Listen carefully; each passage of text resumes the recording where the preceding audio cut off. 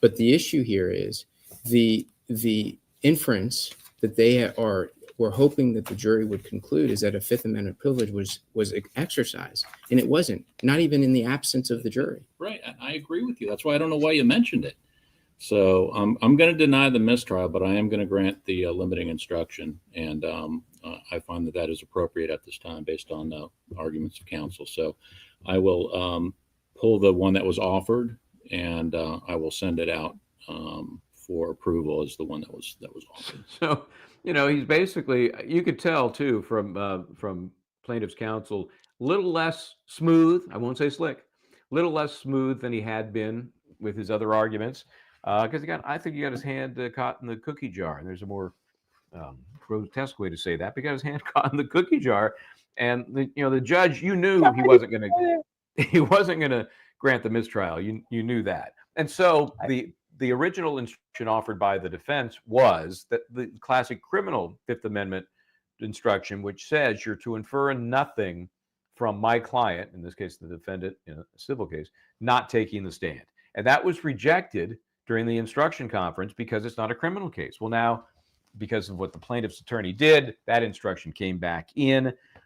In the big scheme of things, I don't know that it makes a big difference. They heard what they heard, and I still think back to the body cam they saw with her sitting on her butt at her desk, not seemingly concerned, to here she is sitting in court on her butt, not seemingly concerned. To me, it's very tough to overcome that visual, to me.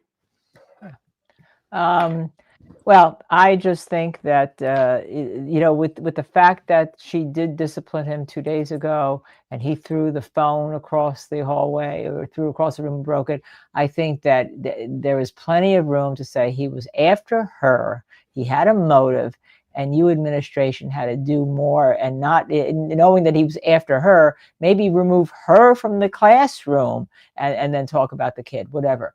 But to me, I'd find, you're right, I'd find that she deserves money. The problem is that you may start to negotiate with you just to make you happy because you're my partner, or to make you happy next door. Happen all the time. Compromise, and then by finding some contrib on her part, not knowing what they do, is going to prevent her from getting money. And then I'm going to throw out the other thing, okay? And I threw it out yesterday. It's for our chat to discuss. This is the R thing, the elephant in the room. You have a plaintiff of a certain, she's white, let's put it, right? Blonde, white, at least when she's here tonight. You have a defendant who is a minority.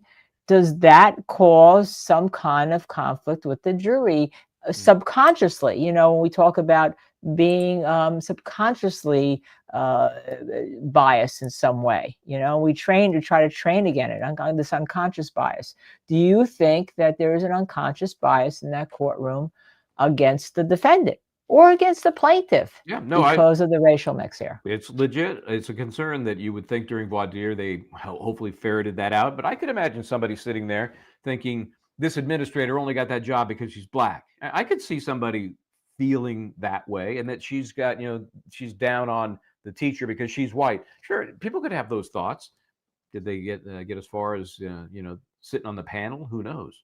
I don't know. We weren't in the I think we're only disagreeing on the level of culpability here, the level of liability. I don't think she had responsibility. I don't think the first grade I think zero. I think it's zero. Wow. I think that when she thinks that teacher is going to the administrator, that they know everything she knows, that they're not coming and doing anything, is because the administration has decided that he's not a threat, and that she has no duty. She's got to take care of her kids and take care of her stuff.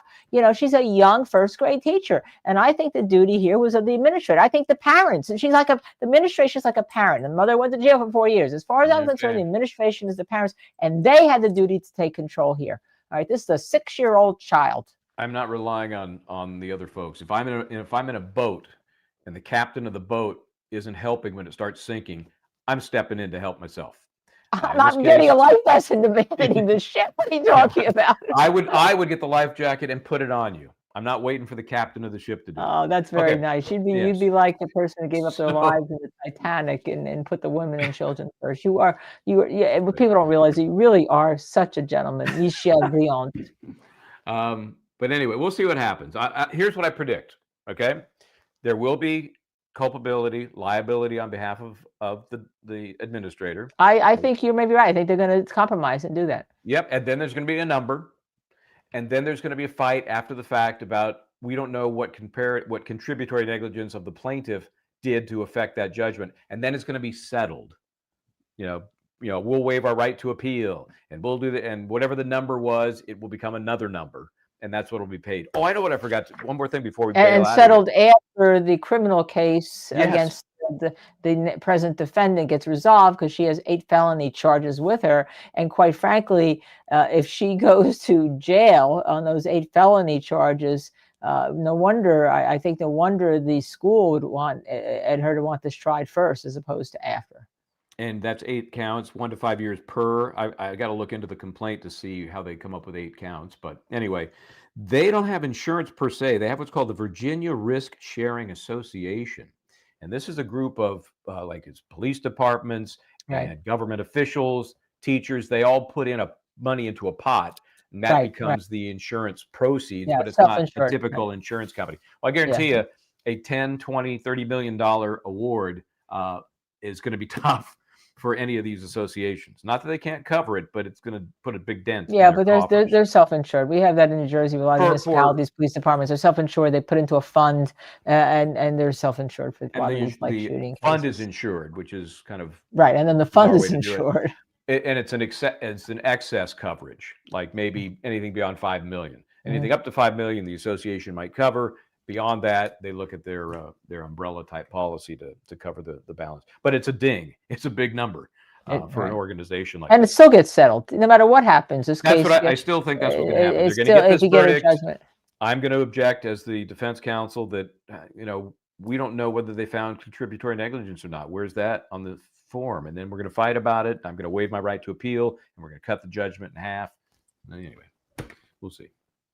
We'll see. All right. Anyhow, no one deserves to be shot. No one deserves to be shot in the chest. I agree. To get the job especially by a 6-year-old with a gun, and mama of the 6-year-old is in jail.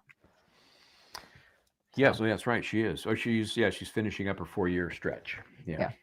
All right. So they're still deliberating, Michael. Have we checked? Has chat checked and see? It doesn't tell me anything, so I've kept the clock running at 3, almost 4 hours. Every state is different. We know that Florida will let you go to midnight if you want. Others will say, nope, everybody's out of here at 5 o'clock or 4 if you're Bev Canone. Well, Las Vegas will let you go overnight. They'll let you stay all night. When I covered OJ and the verdict came in at 11 o'clock that night, we were there. So you were there, right? That's all right. Then you were always there. You are, as I say, the proverbial Energizer bunny.